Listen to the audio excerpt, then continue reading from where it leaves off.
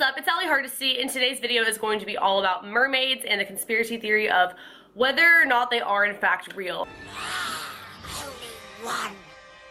I think my stance is going to be pretty clear on this by the end of the video because I have so much that I really believe in that is kind of like evidence. Obviously, this being a conspiracy theory, there is no proof that this is in fact real. There are just some pretty convincing arguments and things that don't really make sense and don't necessarily prove that they're not real. So wait till the end of the video before you make your decision and decide whether or not you think they're real. I think they're real. You don't have to agree with me, but here's my video providing some evidence and some things that kind of make you question the existence of mermaids. For starters, mermaids have been around for quite some time. Back in the prehistoric era, they were drawn on caves, so this was way back before they had the Little Mermaid movie or any of that stuff, so it kind of makes you wonder why this was a thing way back then. And that brings me to the concept of evolution, or as I should say, the aquatic ape theory. This basically says that we evolved into or from underwater, like as a species, because if you really look at it, our hands, they're kind of webbed, some people more than others. Right here, we're the only mammal that actually has that on our hands, and we have the capabilities to swim,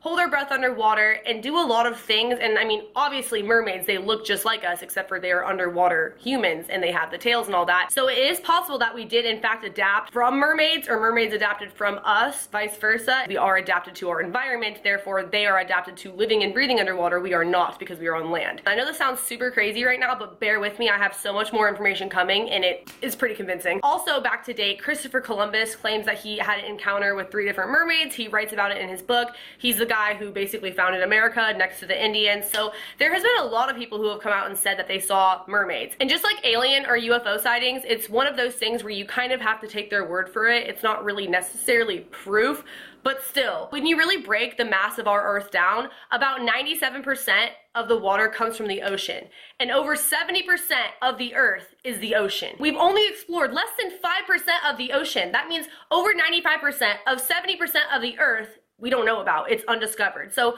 who's going to sit here and say that it's not a possibility that mermaids exist? We don't know what's down there. We don't know how deep it goes. We don't know what lives underneath there. There's a lot that we just don't know about, and we don't know if we'll really ever be able to dig that deep, or maybe the government already has and they know more than we do, and that's why mermaids don't exist, but they really do, and they know things that they're not letting us know about. Now, this is the part that's always been the most convincing to me, and that I've never heard anyone really talk about in a YouTube video. I haven't seen many YouTube videos on mermaids, but the ones I have never really dive into this part. Dolphins, they do so well with us as people. They are so equipped to being around humans. You can go to SeaWorld, you can swim with them, they're very friendly towards us naturally. Oh my God! Maybe that's because they're so used to being around mermaids underwater who look just like us. And a lot of people want to debunk that theory, saying that, oh, if mermaids are real, they're not these nice, happy creatures that you see in, you know, The Little Mermaid, like Ariel.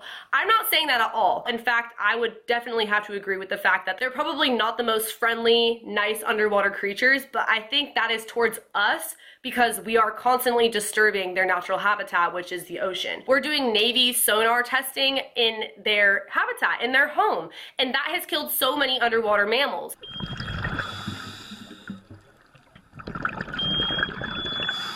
And mermaids are said, supposedly, according to conspiracy theorists, and I totally think this makes sense, they speak at the really high-pitched volume of basically like a dolphin, like sonar. So when the Navy's doing the underwater sonar testing, it's affecting the mermaids because they understand that frequency of pitch, which the dolphins speak, which is why they get along so well with the dolphins and their friends, which is why we get along with the dolphins. I mean, think about it. If they feel threatened by us, which of course they probably do just based off that alone, they're going to hide from us and they're going to be really mean to us if they do encounter us, and they're probably not going to be super friendly like they are with the dolphins, which I'm assuming they are. Another thing that I thought was super interesting was that when whales are washed up on shore, a lot of the time they're covered by tents to surround them, right? And people come in and they dispose of the whale. But I've seen beach whales that were never covered by tents at all and they were just disposed of. So it kind of makes you wonder why it's all secretive and they're covered up on the beach like that. Maybe because it's not really a whale, because it's a mermaid. I've also heard things about a mermaid being kept in a shark tank at Area 51. I don't really have any evidence or proof or research I can like provide you guys with on that, but I think it's totally possible. It would make a ton of sense if they did that. I definitely think that if mermaids do exist, that we have in fact captured one by now or had an experience with one. They've had an autopsy on a mermaid by now, because that's what we're gonna do as a government. I'm not saying I agree with it, but of course they're going to do that with aliens or mermaids if we do in fact find one, because they are this rare or non-existent endangered species or being. There have also been scientists who have come out and said that there have been sonar pitched noises underwater that they have been unable to identify, going back to the fact that mermaids speak at that level of frequency, along with fossils that are a new species found underwater that would basically be linked back to mermaids. It makes a lot of sense. It looks that way.